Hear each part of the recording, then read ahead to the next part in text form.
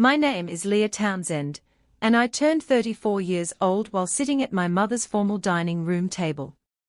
The 34 birthday candles on the cake hadn't even been lit yet when my mother leaned across the linen tablecloth toward my father and whispered a sentence just loud enough for my trained ears to catch. "Since everyone is already gathered here tonight, have your son go over and change the locks at her apartment." Her apartment. Mine? The quiet, light-filled condo I had purchased entirely with my own hard-earned money.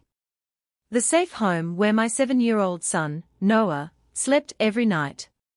My father gave a slow, silent nod without ever looking up from his dinner plate. My older brother, Kyle, calmly set his fork down against his plate, murmured a brief excuse about needing to make an urgent work-related phone call, and walked out the front door with his heavy key ring jingling in his hand. My family simply kept passing the roasted potatoes around the table. I sat there in my dress, kept a polite smile on my face, and complimented my mother on the flavor of her pot roast. Exactly 1 hour later, Kyle came back through that front door with a face the pale, ghostly color of emergency room hospital sheets, leaned down directly to my mother's ear, and whispered, "Mom, there's..." He never managed to finish that sentence. But here is the single critical detail that no one sitting at that celebratory dinner table knew. I already understood with absolute, mathematical precision exactly what was waiting for him in my apartment parking lot, because I had spent 6 exhaustive weeks quietly building it. Ever since a declined debit card at a local pharmacy counter prompted me to pull a minor financial thread, a thread that ultimately unraveled inside a worn manila folder hidden within my mother's china hutch, I had known precisely what my parents had been secretly doing to me for 12 long years.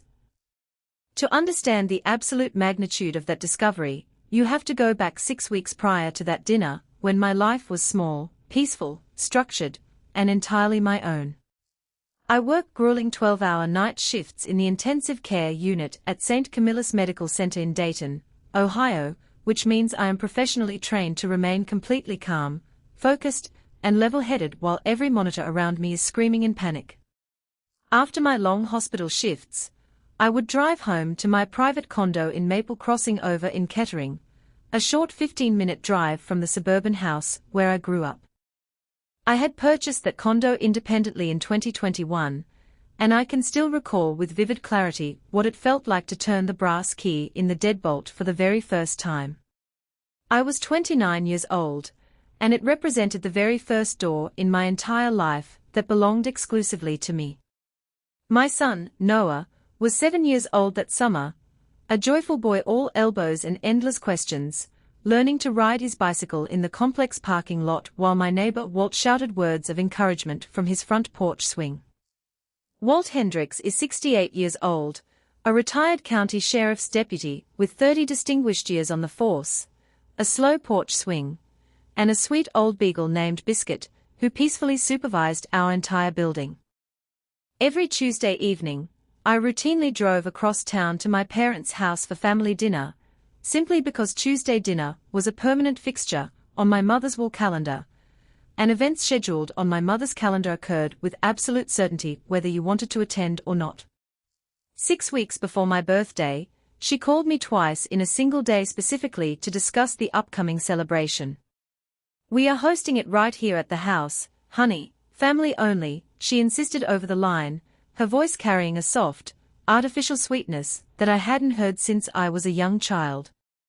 I remember standing at my kitchen counter, holding the phone against my shoulder, frowning at the wall in quiet confusion.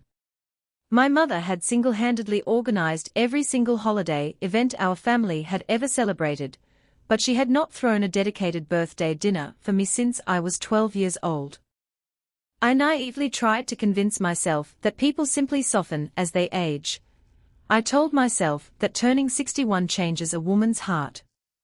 Then I finished washing my dinner dishes, checked on my sleeping son, and folded the suspicious thought away deep inside my mind the exact same way you fold a shirt you know you will never wear.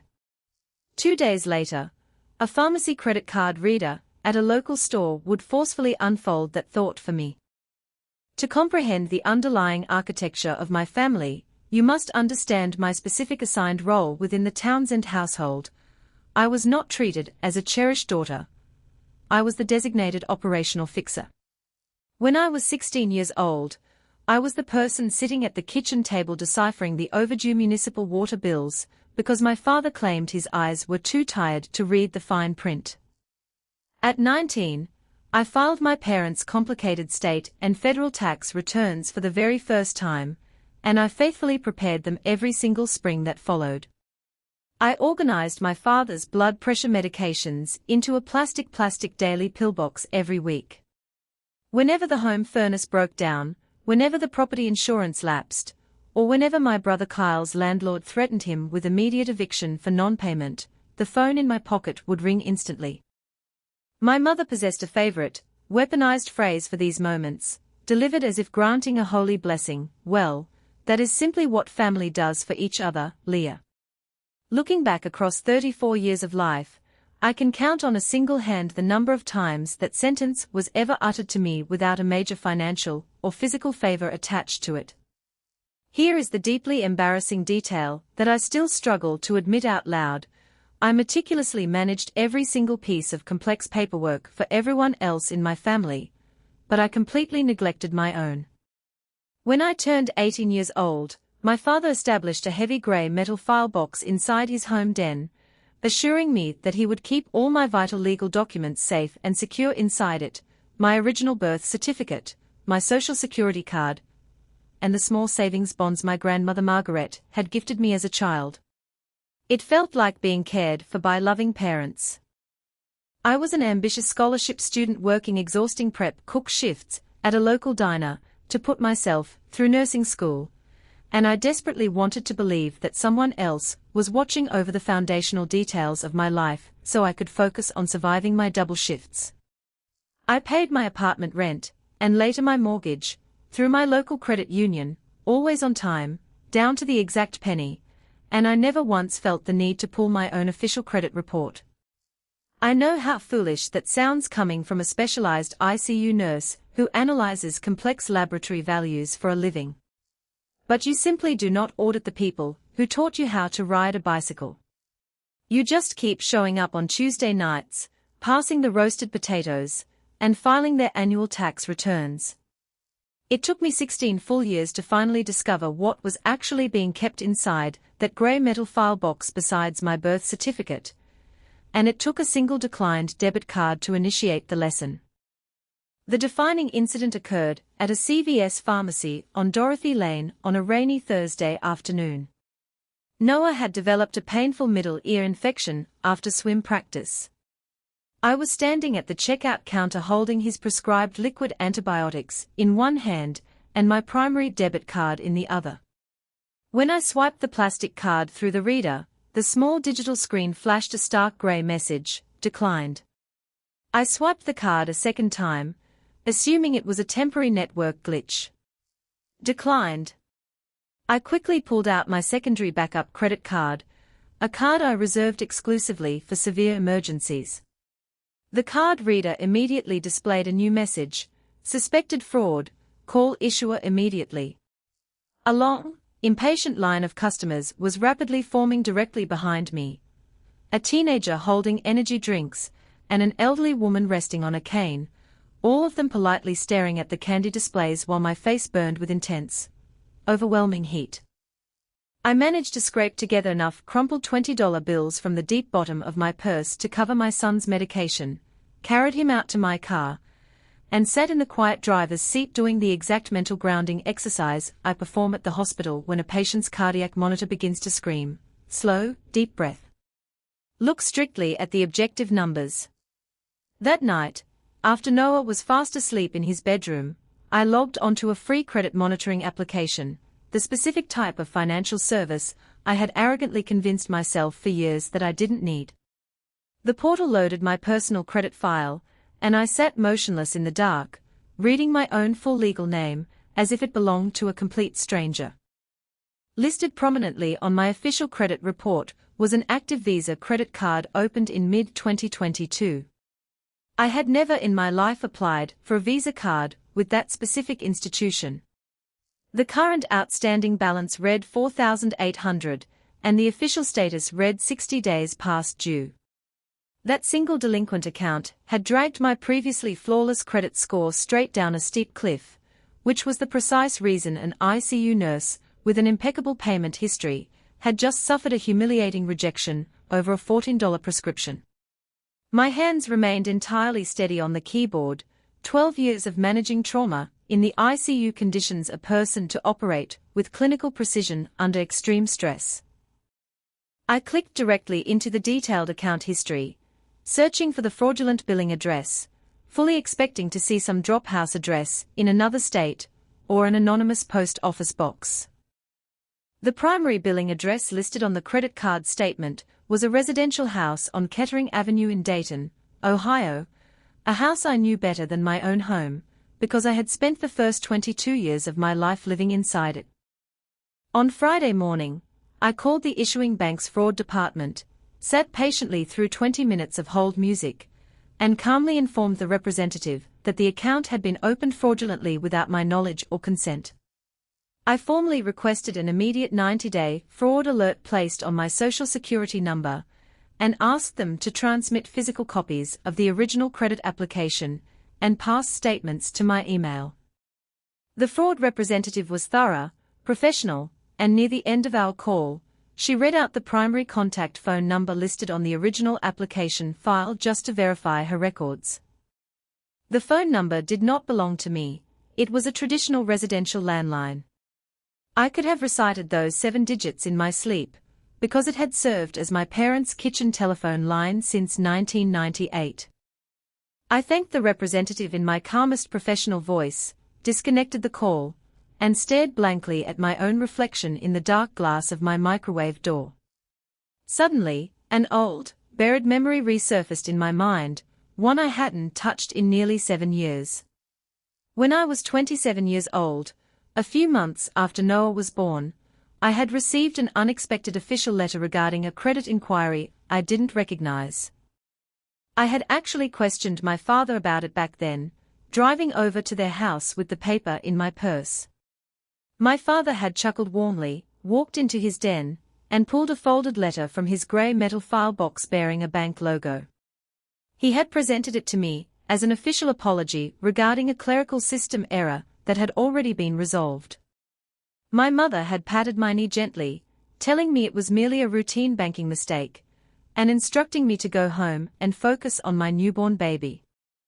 The temporary fraud alert I had set back then eventually expired on its own after 90 days, the way those alerts automatically do. I distinctly remembered thinking at the time that the bank logo on that letter had looked slightly off, the paper a bit too bright, the blue ink a shade too vivid. But the baby had started crying in his car seat, and I had quietly let the matter drop. Sitting in my kitchen 7 years later, I finally permitted myself to complete the dangerous thought I had abandoned at 27. On Saturday morning, my neighbor Walt was out in the complex courtyard repairing a broken latch on the wooden perimeter fence, a latch the homeowners association had been ignoring for months, because Walt approaches physical repair work with the same quiet dedication that other men reserve for watching sports. I held the heavy wooden gate steady for him while he worked his screwdriver, while his old beagle Biscuit lay in the grass supervising us both. Walt casually recounted a story from his early days as a young deputy, a complex forgery case from 1989 where a man's own biological sister had forged his legal signature far better than he could write it himself. 30 years on the police force taught me one absolute truth, kid, Walt remarked, tightening the final screw on the iron hinge. Paper never lies to you. People lie every single day. I came within a single breath of laying out my entire situation to him right there at the fence line. I had the opening sentence loaded in my mind, Walt, something terrible has been happening with my financial accounts. I could feel how overwhelming the relief would be to hand that crushing weight over to an experienced investigator. But I had played the role of the self-reliant fixer for so long that asking another human being for help felt like standing naked in a public square. Ever since my divorce, my world had narrowed strictly to my son, my ICU shifts, and my condo, and I was deeply accustomed to carrying every heavy burden in total isolation. So I swallowed the truth, offered a polite remark about the HOA board, and kept my mouth shut. My phone rang while Walt was still gathering his tools. I answered it without checking the caller ID, and my mother's voice burst through the speaker, bright as a Sunday church bell. "Leah, honey. You are still keeping Wednesday night open for your birthday dinner, aren't you?" I froze. "Wait. Wednesday? I thought we agreed on Saturday." "Oh, we moved it to Wednesday evening, sweetie. Didn't I mention that to you?" She hadn't mentioned a single word about it. She continued talking for 4 continuous minutes about a custom cake she had ordered from Ashley's Bakery, about how Aunt Ruth was driving in from out of town, and about how vital it was for the entire family to be together under one roof. I stood there on the pavement with the phone pressed to my ear, staring at nothing, a cold knot forming in my stomach. My mother had meticulously planned every holiday our family had ever celebrated, but she had not bought, baked, or acknowledged a birthday cake for me in 22 years. Now she was calling me twice a week to confirm the details for one. Walt watched my facial expression carefully as I hung up the phone. "Is everything all right with your family, Leah?" he asked softly. "I am not entirely sure yet, Walt," I replied. It was the single most honest sentence I had uttered all month. During my Sunday night shift in the ICU, the unit experienced a rare, quiet lull, the specific type of night where the cardiac monitors hum peacefully and the break room coffee grows cold. I utilized my designated meal break to formally request my full, comprehensive credit reports from all 3 primary credit bureaus.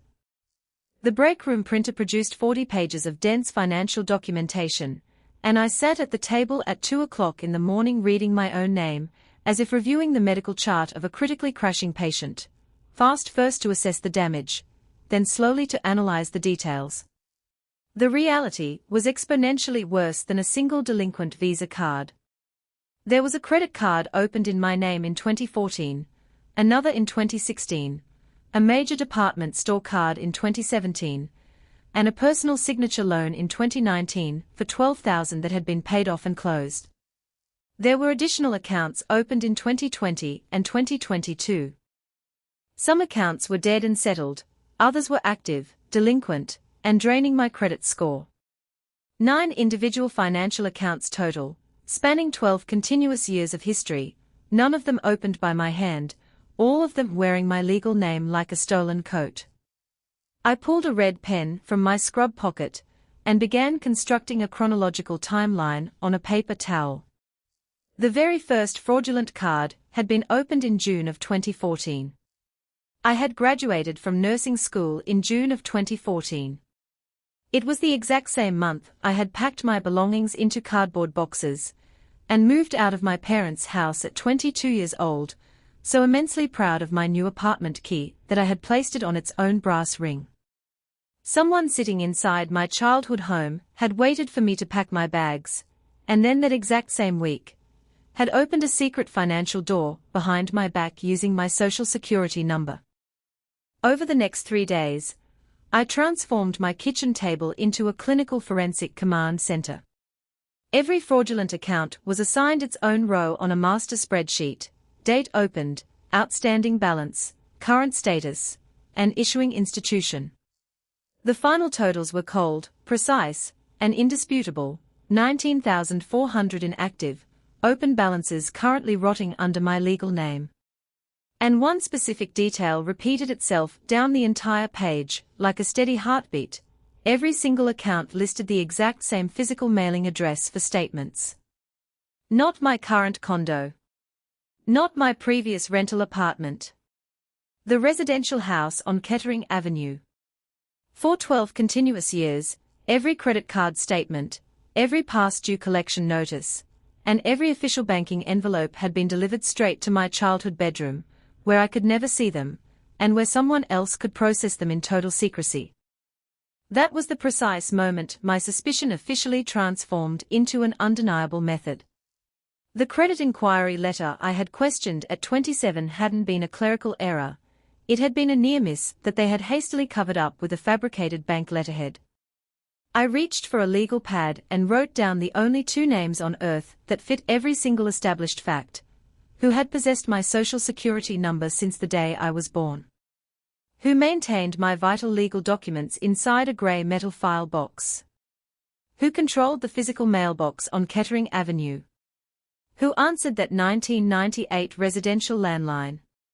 I wrote their names in dark ink, stared at the paper, and then slowly scratched them out. And then I wrote them again, and my hand was trembling violently. My own biological parents. I sat at that table for a long time in the quiet house, listening to the hum of the refrigerator, before squaring the pages, clipping them together, and placing them inside a secure folder. Because at the hospital, when the diagnostic numbers reveal a fatal condition you don't want to accept, you do not argue with the data, you simply order more tests.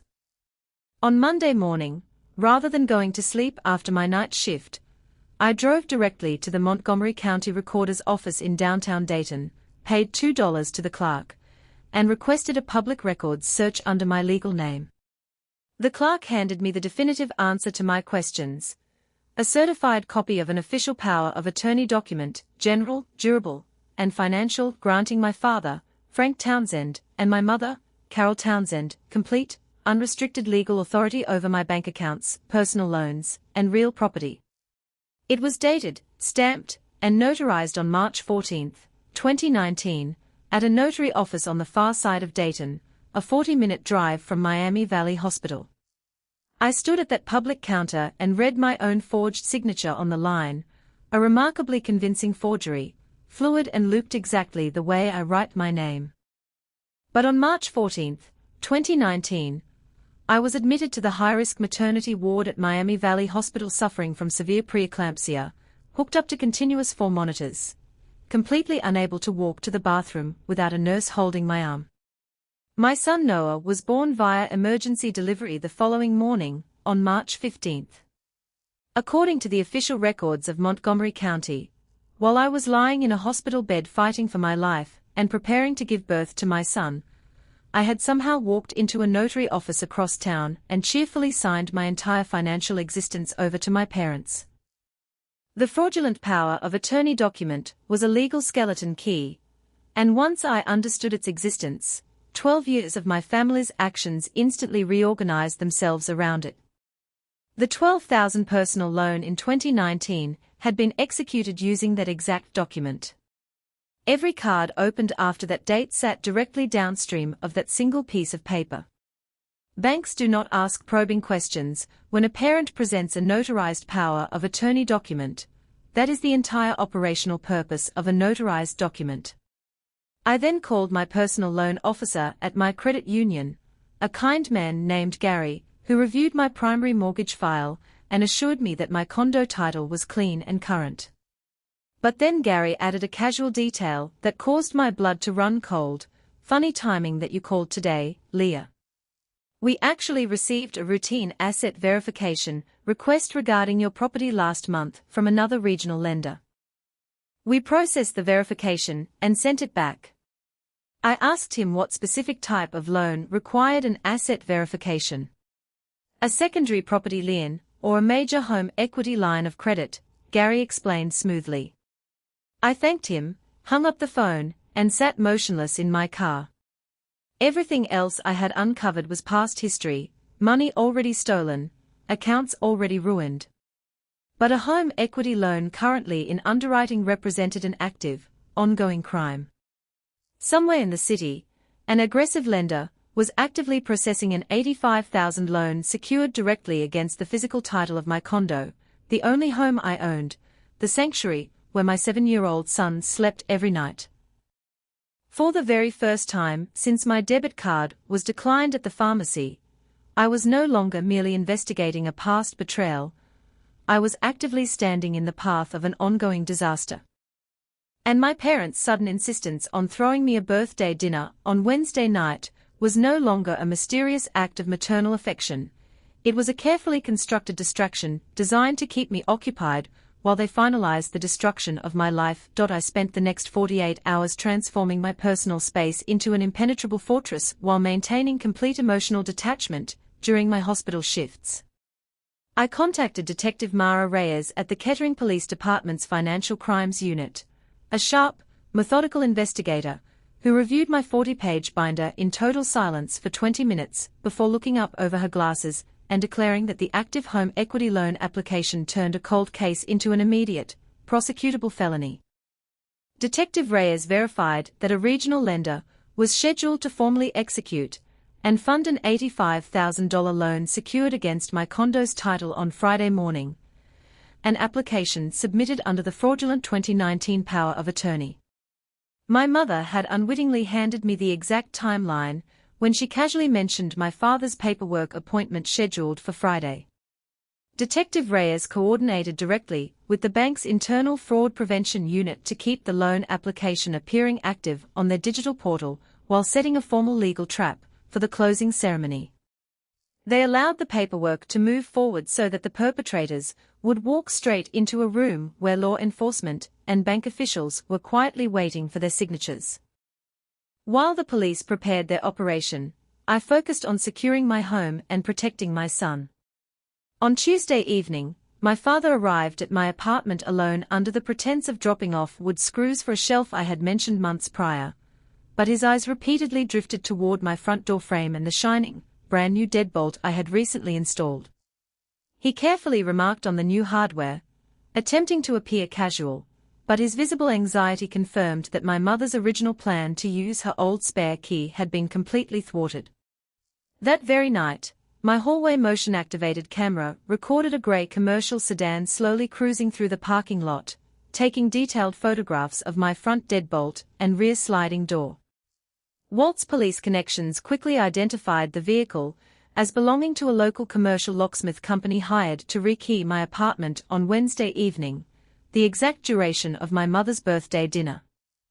My mother had meticulously scheduled my birthday gathering as an alibi, ensuring I would be trapped across town at her dining room table for hours while a locksmith bypassed my deadbolt, allowing her to search my closet for the original property deeds and firebox documents required for Friday's closing.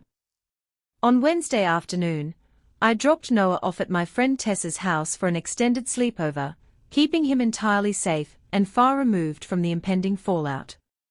Before getting dressed for dinner, I conducted one final review of the evidence binder and stumbled upon a detail I had previously overlooked: a credit bureau hard inquiry notice dated 5 weeks prior under my 7-year-old son's legal name and social security number. My parents had already initiated the exact same fraudulent process against Noah, attempting to open secret lines of credit under his identity before he had even lost his baby teeth. A cold, absolute rage settled deep inside my chest, instantly converting my lingering doubts into unbreakable resolve. I immediately froze Noah's credit files across all 3 national bureaus, transmitted the confirmation screens directly to Detective Reyes to attach to the official criminal affidavit, put on my navy dress, and drove across town to my parents' house for my 34th birthday dinner. The atmosphere inside my parents' house was staged to perfection, the formal dining room illuminated with soft candlelight, the good china laid out on an iron tablecloth, and a 3-tiered lemon cake sitting prominently on the sideboard. My mother embraced me at the front door with overwhelming, artificial warmth, surrounding me with the scent of her expensive perfume, while my father stood near the window holding a beer bottle with a hand that trembled noticeably. My brother Kyle arrived shortly after, looking freshly showered and relaxed, playfully ruffling my hair the way he had done when we were teenagers. I sat at that table, swallowed my food, smiled on cue, and played the role of the dutiful, unsuspecting daughter, while secretly monitoring the kitchen clock like a medical telemetry screen.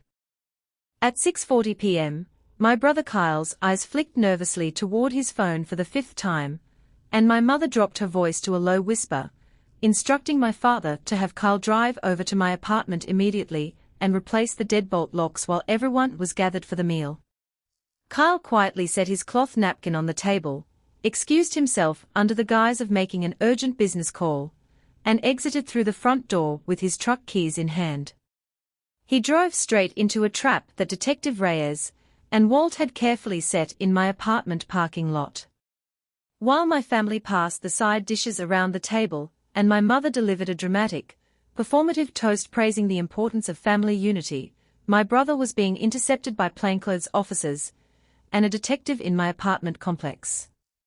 I raised my wine glass, looked my mother directly in her eyes, and drank her toast down, completely aware that the legal countdown had already reached 0.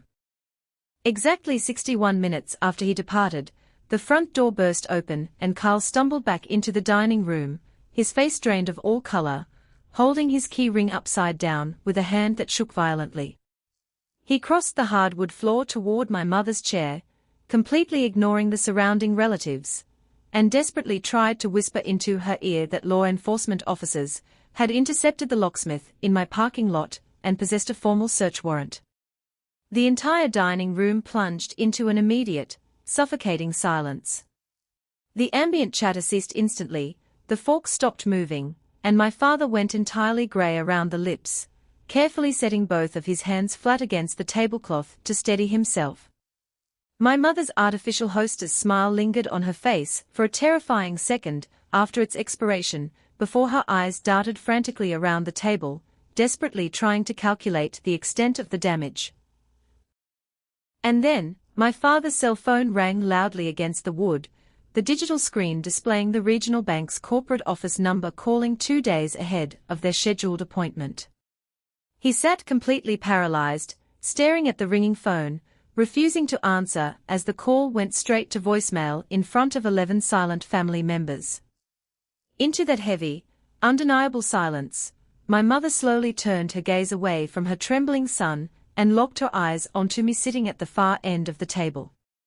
She stood up so violently that her wooden chair barked loudly against the floorboards and tipped backward. "What did you do, Leah?" she shrieked, her voice rising rapidly through the octaves as her civilized facade completely burned away. "What did you do? Did you actually call the police on your own mother and father after everything this family has done for you?" She slammed her hand against the table, her face contorted in pure rage, shouting that I was an ungrateful, spiteful monster who was trying to ruin her life over a simple family misunderstanding. I remained seated in my chair, keeping my hands neatly folded over my cloth napkin, and deployed the exact level, unbothered voice I utilize in the ICU during a chaotic medical code. "I didn't call the police over a family misunderstanding, Mom," I stated with absolute clarity. "I filed a formal criminal report regarding 2 individuals who forged my legal signature on a power of attorney while I was lying in a hospital bed giving birth to your grandson." I reached into my purse, pulled out a single sheet of printed paper, and slid it face up across the center of the tablecloth for the entire family to read. It was the recent credit inquiry notice bearing my 7-year-old son's legal name and social security number. Aunt Ruth picked up the paper first, her eyes scanning the text before she looked up at my mother with an expression of profound, sickening horror, asking softly how anyone could attempt to exploit a 7-year-old child. My mother refused to look at the paper, instantly shifting her strategy into dramatic self-pity, sobbing that she had sacrificed her entire life for her children, and that my father had handled all the financial accounts. But my father, sitting grey and broken at the head of the table, finally found his voice after 12 years of silence. "She is telling the absolute truth, Carol," my father confessed, staring at his plate. "Leah is telling the truth about everything." My brother Kyle stood completely wrecked beside the china hutch, and I turned my head to address him directly.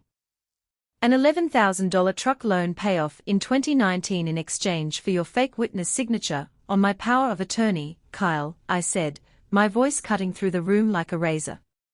"Was that the exact price of your loyalty?" My mother made one final, desperate attempt to reclaim her authority, drawing herself up straight and bellowing across the table that she was my mother, that this was her house, and that family members do not require permission to manage each other's lives. I stood up slowly from my chair, picked up my purse, gathered the boxed lemon cake from the counter, and looked my mother dead in her eyes. "Family does require permission now, Mom," I declared quietly. It's called a criminal search warrant. I walked out of her dining room and drove 15 minutes home through the cool night air to my quiet apartment. The following morning, law enforcement executed a search warrant on my parents' house, seizing the worn manila folder from the china hutch containing years of practice signature forgeries, fraudulent credit card statements, and my late grandmother's stolen pension records. The state prosecutor filed multiple felony counts of identity fraud, aggravated forgery, and grand theft against my mother, alongside complicity charges against my father. Faced with absolute evidence, my brother Kyle cooperated entirely with the district attorney's office, providing full testimony regarding the 2019 power of attorney forgery in exchange for a misdemeanor plea agreement that left him with an unpayable emotional debt. The $85,000 home equity loan was permanently cancelled, the fraudulent accounts were systematically expunged from my credit files, and my personal credit score was entirely restored. 3 months later, my mother was formally convicted of felony identity fraud and financial exploitation, receiving a sentence of supervised probation, mandatory financial restitution, and a permanent legal restraining order barring her from ever contacting me or my son. My father's health declined rapidly following the public trial, and he spent his remaining days living quietly under court-monitored financial oversight, while Carl moved to another city after his marriage dissolved under the weight of the scandal. Aunt Ruth and my extended cousins permanently severed ties with my mother, choosing instead to visit Noah and me at our condo every month, building a genuine, healthy family dynamic rooted in radical honesty and mutual respect. I spent 12 years allowing my biological parents to use my name as their personal financial engine while treating my existence as an afterthought, only to discover that the greatest victory of my adult life was having the courage to break the cycle, protect my son, and stand firmly behind the single door that was truly mine.